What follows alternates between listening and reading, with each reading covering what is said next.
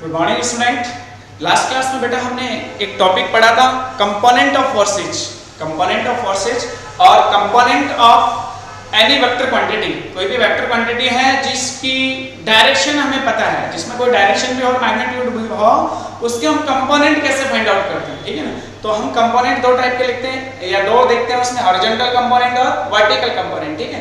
तो वो कॉन्सेप्ट हमें बहुत अच्छे से क्लियर हो गया कि किसी भी वेक्टर क्वांटिटी की कंपोनेंट लिखनी हो तो पहले हमें ये देखना होता है कि वो कौन सी डायरेक्शन में। हमने ये सीख लिया था कि अगर आपका फोर्स इस डायरेक्शन में, मतलब एक्स वाई प्लेन में, इधर वाले और इस वाले वाई में, अगर आपका कंपोनेंट फोर्स इस डायरेक्शन में या कोई वेक्टर क्वांटिटी इस डायरेक्शन में, इसके दो कंपोनेंट, एक एक्स में होगा और दूसरा वाई में होगा। अगर इस डायरेक्शन में फोर्स है या इस डायरेक्शन में कोई वेक्टर क्वांटिटी है तो इसके दो कंपोनेंट, एक इस डायरेक्शन में होगा और एक इस डायरेक्शन में होगा। ऐसे हम देखें कि अगर इस डायरेक्शन में कोई वेक्टर क्वांटिटी है तो उसके दो कंपोनेंट, एक नीचे होगा और एक इस डायरेक्शन में होगा। ऐसे ही अगर इस डायरेक्शन में कोई फोर्स है या कोई वेक्टर क्वांटिटी तो उसके दो कंपोनेंट, एक इसमें और एक नीचे की तरफ। तो जो एक्स एक्सिस में होता है उससे हम बोलते हैं हॉरिजॉन्टल कंपोनेंट और वाई एक्सिस वाले को हम बोलते हैं वर्टिकल कंपोनेंट, ठीक है। तो आपने कंपोनेंट का कांसेप्ट बहुत अच्छे से कर लिया और हमेशा ध्यान रखना, इसमें एक लॉजिक दिमाग में फिट रखना कि थीटा के साथ वाला कंपोनेंट हमेशा कॉस होता है, ऑपोजिट वाला हमेशा साइन। ये दिमाग में फिट कर लेना कि थीटा के साथ जो कंपोनेंट लिख रहे हैं उसको कॉस, ऑपोजिट वाले को साइन लिखना होता है। तो कंपोनेंट ऑफ वेक्टर बार-बार हमारे फिजिक्स में काम आएगा और मैं जब भी है ना मैं सॉल्व करूंगा तो डायरेक्ट लिखूंगा, फिर मैं ऐसे बार-बार वो ट्रिग्नोमेट्री वाला कांसेप्ट नहीं बताऊंगा, बार-बार वो ट्रिग्नोमेट्री वाला कांसेप्ट हम नहीं बताएंगे।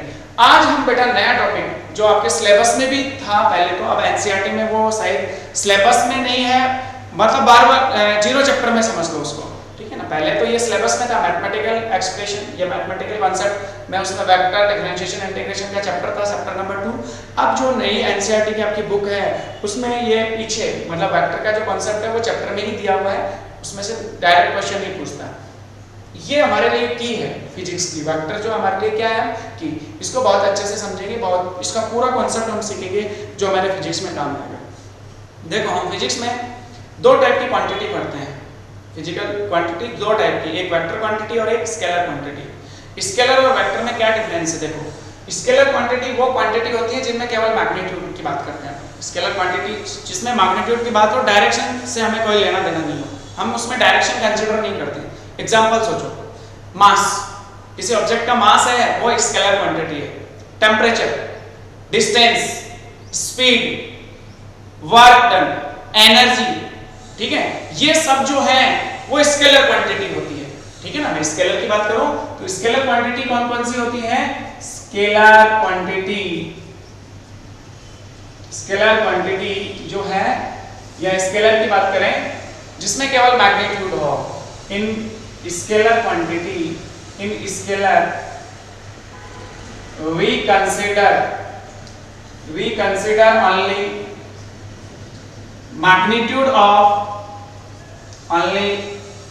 magnitude of physical quantity.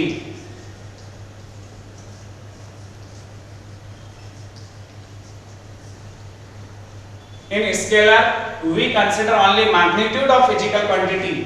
Examples की बात करें तो मास जो है उसमें डायरेक्शन नहीं होती। किसी भी ऑब्जेक्ट की मास की बात करें ओनली तो उसमें डायरेक्शन नहीं होती, ठीक है। टेम्परेचर, जो टेम्परेचर होता है उसकी भी कोई डायरेक्शन नहीं होती, केवल मैग्नीट्यूड की बात करते हैं कि 30 degree Celsius, 40 degree Celsius, 100 degree Celsius, वो उसकी वैल्यू होती है, उसे मैग्नीट्यूड बोलते हैं, ठीक है। तो टेम्परेचर आपकी स्केलर क्वांटिटी हुई। डिस्टेंस, हम सेकंड जो लेक्चर था हमारा L2 उसमें डिस्टेंस डिस्प्लेसमेंट की बात करते थे, तो डिस्टेंस जो है वो टोटल पाथ लेंथ, उसको हम स्केलर क्वांटिटी बोलते थे। वो हमारी स्केलर होती थी, उसमें डायरेक्शन का कोई लेना देना नहीं होता था, तो डिस्टेंस हमारी स्केलर क्वांटिटी हुई। उसके बाद हम बात करें तो speed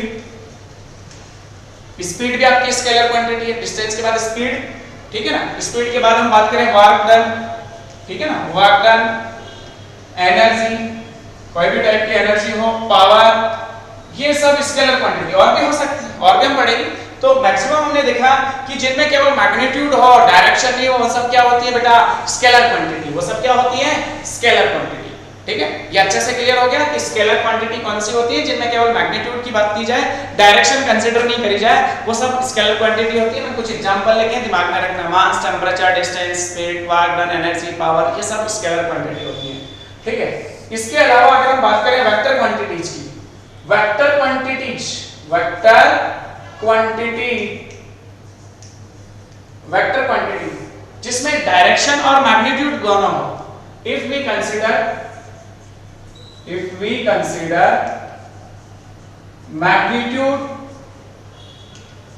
magnitude as well as direction of a physical quantity,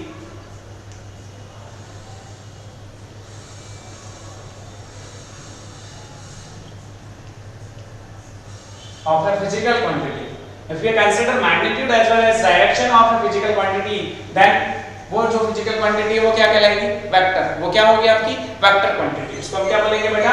vector quantity. इसका एग्जांपल सोचो, सिंपल एग्जांपल की बात करें तो डिस्प्लेसमेंट। सबसे पहला एग्जांपल हमने लिया displacement,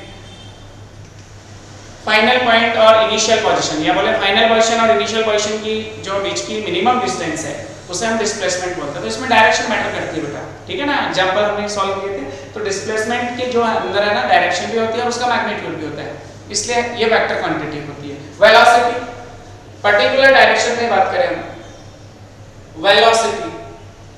velocity is a vector quantity. Acceleration ये भी आपकी एक वेक्टर क्वांटिटी है, ठीक है ना। फोर्स, एक्सेलरेशन के बाद हम बात करें फोर्स की, फोर्स भी आपका एक वेक्टर क्वांटिटी है, ठीक है ना। एक्सेलरेशन हो गया, फोर्स हो गया, और भी बहुत सारे फिजिकल क्वांटिटीज की बात करेंगे, ठीक है ना। ये सब वेक्टर क्वांटिटीज होती है। टॉर्क थोड़ा सा पढ़ोगे आप सर्कुलर मोशन में, एंगुलर डिस्प्लेसमेंट, ठीक है ना। ये सब क्या होती है बेटा? वेक्टर क्वांटिटी, जिसमें मैग्नीट्यूड और डायरेक्शन दोनों की बात होती है, मतलब दोनों कंसीडर करे जाए। इसके अंदर मैग्नीट्यूड विद डायरेक्शन हो, वो हमारी वेक्टर क्वांटिटी होती है, ठीक है।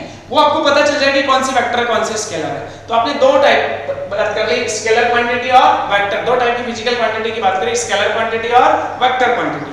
अब हम बात करते हैं कि वेक्टर को रिप्रेजेंट कैसे करते हैं, वेक्टर रिप्रेजेंटेशन कैसे होता है, वो हम डिस्कस करते हैं। और उसके बाद हम छोटे छोटे टाइप्स ऑफ, या हम बोलेंगे some important definition of vectors, vectors से रिलेटेड जो डेफिनेशंस हैं वो डिस्कस करेंगे, ठीक है। तो आपको ये पता चल गया स्केलर और वेक्टर में क्या डिफरेंस है। स्केलर में केवल मैग्नीट्यूड की बात, इसमें magnitude with direction, vector quantity के अंदर वेक्टर मैग्नीट्यूड विद डायरेक्शन, ठीक है। अब देखो हम इसको रिप्रेजेंट कैसे करते हैं वेक्टर को, रिप्रेजेंटेशन ऑफ वेक्टर सिंपल कि वेक्टर को रिप्रेजेंट कैसे किया जाता है, ठीक है। जो भी क्वांटिटी होती है उसको हम रिप्रेजेंट कैसे करेंगे वो चीज चेक करते हैं। देखो representation of vector, representation of vector, representation of vector. देखो वेक्टर को कैसे रिप्रेजेंट किया जाता है। जैसे कोई भी फिजिकल क्वांटिटी है, मैं बात करूं फोर्स की, फोर्स को आप F से डिनोट करते हो, फोर्स को आप किससे डिनोट करते हो? F से, फोर्स है। जैसे मैं बात करूं वेलोसिटी को, वेलोसिटी को आप कैसे रिप्रेजेंट करते हो? जनरली स्मॉल v से, जो फर्स्ट कैपिटल, जो फर्स्ट लेटर है उससे जनरली हम डिनोट कर लेते हैं, वेलोसिटी को स्मॉल v से डिनोट करते हैं। ऐसे हम बात करें एक्सेलरेशन की, एक्सेलरेशन को आप किससे डिनोट करते हो? स्मॉल a से।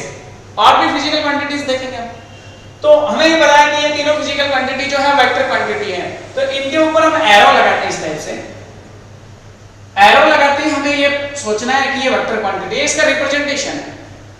फोर्स को हम F से डिनोट करते हैं, अगर उसके ऊपर एरो लगा है इसका मतलब आपको वेक्टर फॉर्म में लिखना है, इसका मैग्नीट्यूड विद डायरेक्शन लिखना है, मैग्नीट्यूड विद डायरेक्शन। ऐसे वेलोसिटी की बात करें, उसके ऊपर वेक्टर लगा दिया, इसके ऊपर एरो लगा दिया, इस तरह से तो वेक्टर क्वांटिटी, ये भी वेक्टर क्वांटिटी, ठीक है। एरो हमेशा ऐसे ही लगता है, कई बार ऐसे मत सोच लेना कि डायरेक्शन लेफ्ट टू राइट है तो ऐसे लगा, राइट टू लेफ्ट है ना तो मैं तो सर ऐसे लगाऊंगा एरो, ये ऐसे रिप्रेजेंट करूंगा, ये तरीका गलत होता है, ये मेथड गलत है। आपको ऐसे ही रिप्रेजेंट करना है, ठीक है ना। एरो इस तरह से लगाना, और ये जो एरो है उसमें ये वाला जो पोर्शन लगा होता है इसको तो बोला जाता है हेड, और ये होता है पीछे वाला टेल। ये पॉइंट जो होता है वो टेल होता है। नेक्स्ट ये वाला पॉइंट हेड होता है और ये वाला पॉइंट टेल, मतलब इसको हम टेल बोलते हैं, इसको हम हेड बोलते हैं। और इस तरह से ही लगाते हैं लेफ्ट टू राइट। एक्चुअली ये जो एरो है वो रिप्रेजेंट कर रहा है? जैसे आपने बोला कि मान लो मेरा फोर्स 20 न्यूटन है, या मैं लेंथ की बात करूं या डिस्प्लेसमेंट की बात करूं, डिस्प्लेसमेंट जो है, डिस्प्लेसमेंट मैंने लिखा 20 मीटर इन ईस्ट डायरेक्शन, 20 मीटर इन ईस्ट डायरेक्शन। कैसे रिप्रेजेंट करोगे इसको? डिस्प्लेसमेंट आपने लिखा 20 मीटर इन ईस्ट डायरेक्शन, कैसे रिप्रेजेंट करोगे? ईस्ट डायरेक्शन कैसे रिप्रेजेंट करोगे? देखो ईस्ट वेस्ट या ना जो भी है डायरेक्शन, कैसे रिप्रेजेंट करोगे इसको? 20 मीटर, क्या 20 मीटर डिस्प्लेसमेंट में बोर्ड पे दिखा पाऊंगा? नहीं, 20 मीटर को आप ऐसे दिखाओगे कि ये वाली जो लेंथ है ना, या 1 सेंटीमीटर को आपने 10 मीटर मान लिया, 10 ये स्केल कंसीडर करोगे, इसमें 10 सेंटीमीटर स्केल को 1 मीटर मान लिया तो 20 का डबल हो गया। अब जैसे मान लो ये 30 होता तो आप 30 को इससे थोड़ा सा बढ़ा दिखा देते। तो ये जो एक्चुअल में लेंथ है वो तो रिप्रेजेंट करती है मैग्नीट्यूड, और ये जो एरो रिप्रेजेंट कर रहा है वो डायरेक्शन। एरो क्या रिप्रेजेंट कर रहा है? डायरेक्शन, ठीक है ना। तो इस तरह से हम रिप्रेजेंट करते हैं वेक्टर को। क्या वेक्टर रिप्रेजेंटेशन क्लियर हो गया? कुछ बुक्स में ऐसे एरो नहीं लगा के उसको बोल्ड कर दिया जाता है, जैसे फोर्स है ना उसको बोल्ड कर दिया ऐसे, ऐसा भी लिखा हुआ, तो ऐसे समझ आना कि ये वेक्टर क्वांटिटी है, ठीक है। और या फिर मैं इसको रिप्रेजेंट करूं एफ वेक्टर से, इसको बोल्ड नहीं करके ऊपर एरो लगा दूं, वेक्टर लगा दूं, तो समझ ला फोर्स ये जो है वो वेक्टर क्वांटिटी है। क्या रिप्रेजेंटेशन क्लियर हो गया? बहुत इजी होता है रिप्रेजेंटेशन के ऊपर वेक्टर ही तो लगाना है, एरो लगाना है, सिंपल। तो ये इसका रिप्रेजेंटेशन होता है। अब हम देखो इसके कुछ टाइप्स पढ़ते हैं, ये कुछ इंपॉर्टेंट डेफिनेशन, या हम बात करें टाइप्स ऑफ वेक्टर। पहले तो टाइप्स ऑफ वेक्टर की बात कर लेते हैं, उसके बाद इंपॉर्टेंट डेफिनेशन करेंगे। हम दो टाइप के वेक्टर पढ़ते हैं। हम कितने टाइप के वेक्टर पढ़ते हैं? दो टाइप के। जनरली हम दो टाइप के वेक्टर पढ़ते हैं, एक हमारा वेक्टर होता है पोलर वेक्टर और एक हमारा वेक्टर होता है एक्सियल वेक्टर। दो टाइप के वेक्टर की बात करेंगे और ज्यादातर हमारे जो कॉन्सेप्ट में है वो polar vector he. Types of vector की बात करें तो दो टाइप के वेक्टर पढ़ते हैं हम। Types of vector, types of vector, first आपका पोलर वेक्टर, पोलर वेक्टर, और सेकंड आपका है axial vector, axial vector. Second axial vector है, फर्स्ट पोलर वेक्टर है। देखो ध्यान से, फर्स्ट टाइप आपका है पोलर वेक्टर, सेकंड टाइप का आपका है एक्सियल वेक्टर। पोलर वेक्टर कौन से वेक्टर होते हैं? ट्रांसलेटरी मोशन में जो वेक्टर हम काम में लेते हैं वो पोलर वेक्टर। जैसे हम सिंपल बात करें एक्स एक्स में मोशन है, एक्स वाई प्लेन में मोशन है, ठीक है, तो इस टाइप का जो मोशन होगा या इस टाइप की जो क्वांटिटीज हम पढ़ेंगे जिसमें ट्रांसलेटरी मोशन आएगा। ट्रांसलेटरी समझ रहे हो? एक लाइन के अक्रॉस एक प्लेन में, उसमें हम पोलर वेक्टर पढ़ते हैं। जैसे हम वेलोसिटी की बात करें, general velocity, displacement, acceleration, force, ये जो क्वांटिटीज हैं ये सब पोलर वेक्टर के एग्जांपल है। पोलर वेक्टर का कांसेप्ट ट्रांसलेटरी मोशन में यूज होगा। इन ट्रांसलेटरी मोशन, इन ट्रांसलेटरी मोशन, ट्रांसलेटरी मतलब एक लीनियर मोशन की बात करें, एक लीनियर मोशन जो होता है वो ट्रांसलेटरी मोशन ही होता है। ट्रांसलेटरी मोशन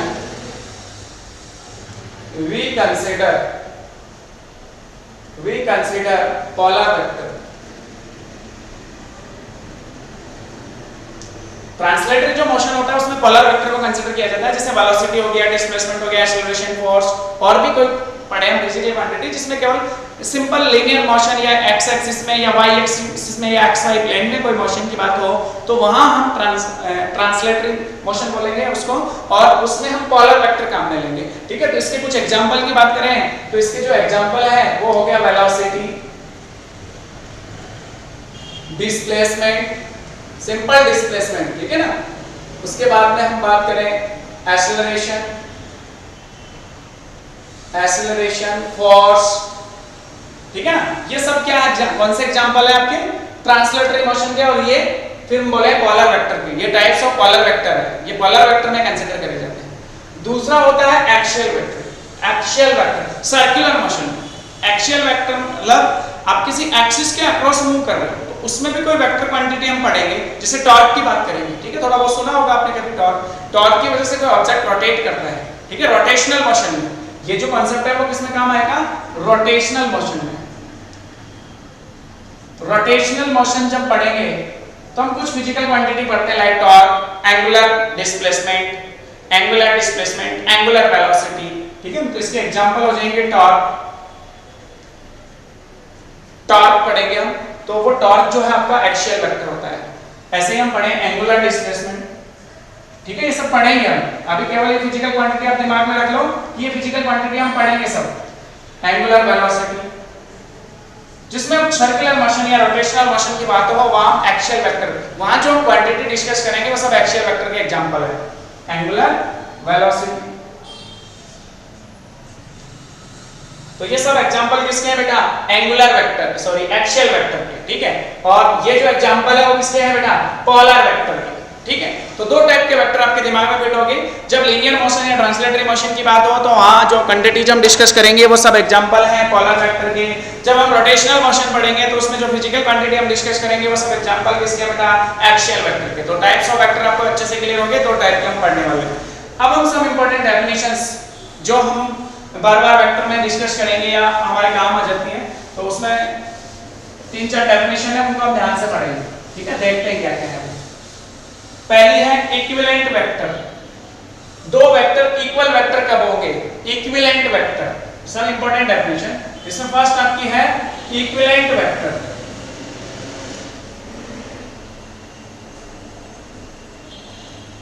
इक्विवेलेंट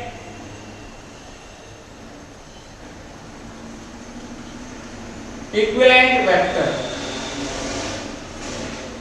दो वेक्टर आपके पास, suppose A vector and B vector, दो वेक्टर क्वांटिटी है A vector and B vector. ये इक्विवेलेंट कब होंगे? ये इक्विवेलेंट वेक्टर कब होंगे, किस कंडीशन में होंगे? जब इनके मैग्नीट्यूड और डायरेक्शन सेम है। मतलब इनको मैं अगर रिप्रेजेंट करना चाहूं एक्स वाई प्लेन में, तो दो वेक्टर, मैंने ए वेक्टर इस डायरेक्शन में लिया और मैं बी वेक्टर भी इसी डायरेक्शन में लूं। ये मेरा ए वेक्टर है और ये मेरा बी वेक्टर है। ध्यान से देखो, ये जो लेंथ है वो तो रिप्रेजेंट कर रही है मैग्नीट्यूड को, और ये जो एरो लगाया है मैंने वो डायरेक्शन को रिप्रेजेंट कर रहा है। तो दो वेक्टर इक्विवेलेंट वेक्टर तब होंगे जब उनके मैग्नीट्यूड और direction both are same, magnitude and direction both are same, तभी वो इक्विवेलेंट वेक्टर होंगे। तो बहुत अच्छे से क्लियर हो गया कि इक्विवेलेंट वेक्टर का मतलब उनकी मैग्नीट्यूड और डायरेक्शन दोनों सेम हो, तो उसे हम इक्विवेलेंट वेक्टर बोलते हैं। और इसको हम रिप्रेजेंट ऐसे करते हैं, A vector equals to B vector, E vector equals to B vector. अगर आपने ऐसा लिखा, इसका मतलब ये हुआ कि ए वेक्टर और बी वेक्टर का मैग्नीट्यूड भी सेम है और डायरेक्शन भी सेम है, दोनों सेम डायरेक्शन में है। ये ऐसे भी हो सकते हैं, किसी पर्टिकुलर डायरेक्शन में ऐसे भी ले सकते हैं, किसी भी डायरेक्शन में ले सकते हैं। यहाँ पे भी हमने लिख दिया ए वेक्टर एंड बी वेक्टर, ये दोनों भी सेम है, तो इस कंडीशन में भी हमने इसको ऐसे ही माना। तो ए वेक्टर और बी वेक्टर दोनों इक्विवेलेंट वेक्टर तब होंगे जब दोनों का मैग्नीट्यूड और दोनों की डायरेक्शन इक्वल हो, सेम हो। उस कंडीशन में वो वेक्टर क्या होंगे बेटा? Equivalent vector. क्या अच्छा से क्लियर हो गया? बहुत काम आएगा आपको कॉन्सेप्ट। इक्विवेलेंट वेक्टर, दो वेक्टर इक्विवेलेंट तब होंगे जब दोनों के मैग्नीट्यूड और दोनों की डायरेक्शन सेम हो, पहला कॉन्सेप्ट। अनइक्वल वेक्टर, दूसरा पॉइंट देखो, अनइक्वल वेक्टर। अनइक्वल वेक्टर, देखो नाम से ही पता चलता है, अनइक्वल मतलब इक्वल नहीं है, इसका जस्ट ऑपोजिट। और इसमें देखो दो चीजें होती है वेक्टर क्वांटिटी में, मैग्नीट्यूड और डायरेक्शन। अगर दोनों में से एक भी अलग है या दोनों अलग है, उस केस में उसे अनइक्वल वेक्टर बोल देते हैं। मतलब A vector is not equal to B vector.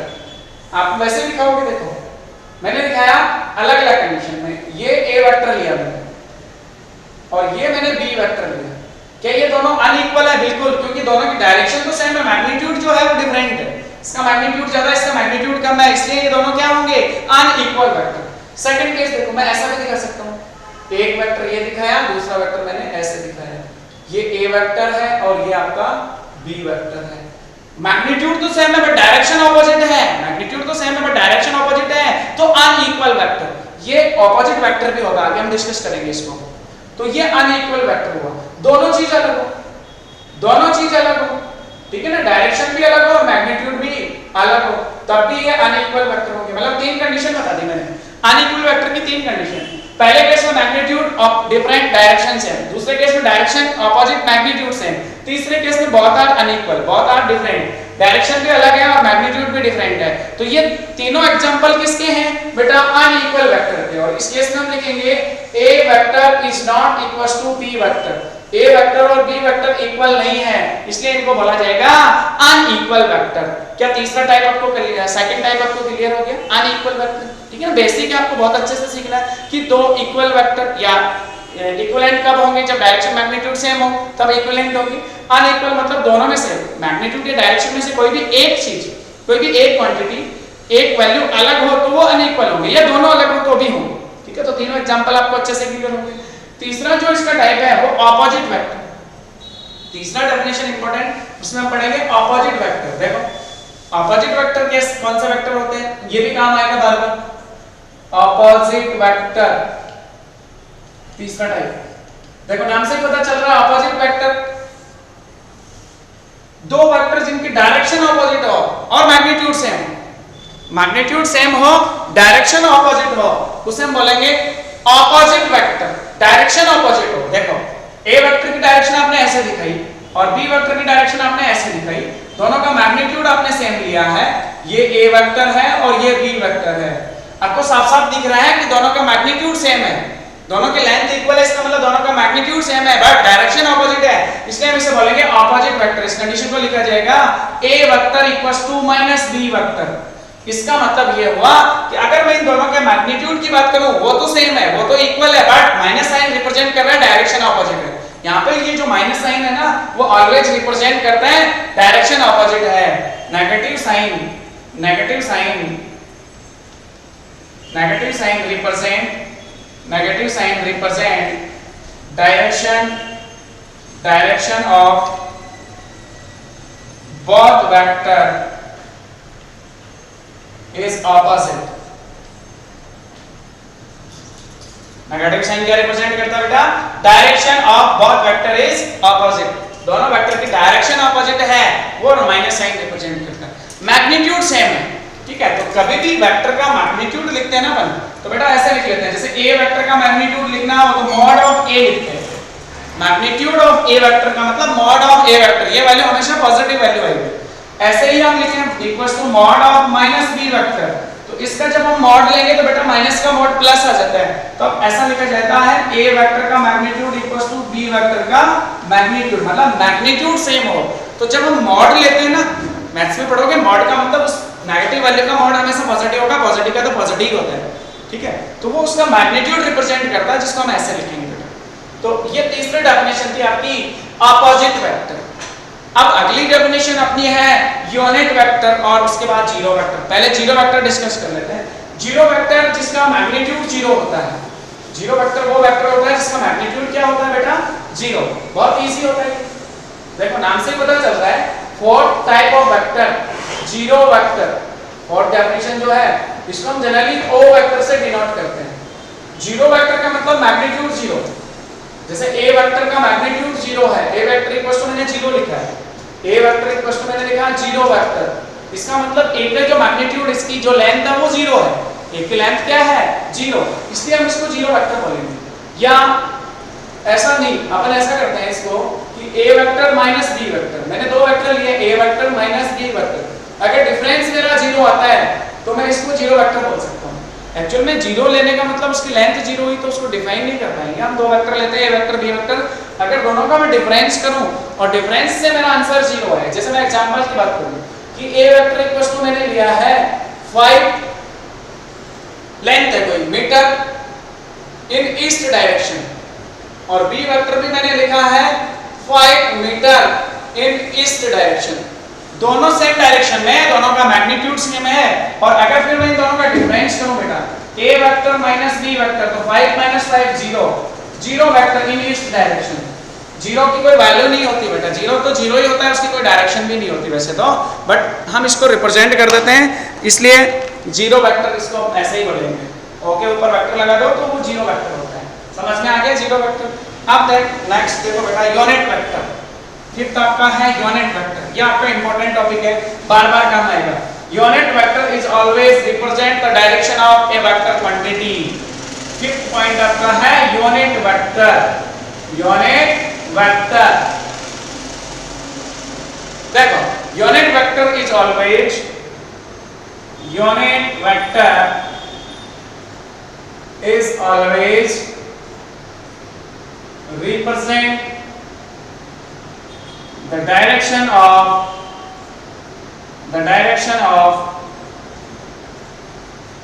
a vector quantity, a vector quantity। Quantity. Unit vector is always represent the direction of the vector quantity.